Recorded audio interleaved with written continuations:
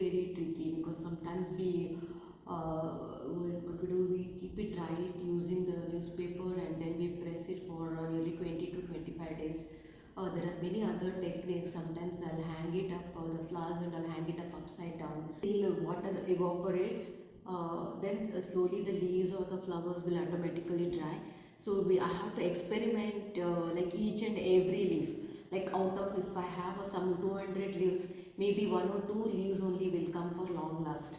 So the paper I have used watercolor, and on the leaves I have used the acrylic painting. And the beauty of this art is, the first is the drying technique, and the second thing is pasting technique, and the third is like I didn't give any shape to any leaves. See, for example, you must have seen all these leaves. The thing is, whichever leaf is good. See, for example, this leaves I have painted. I can just trim this one little bit, not like particular kind of shape exactly.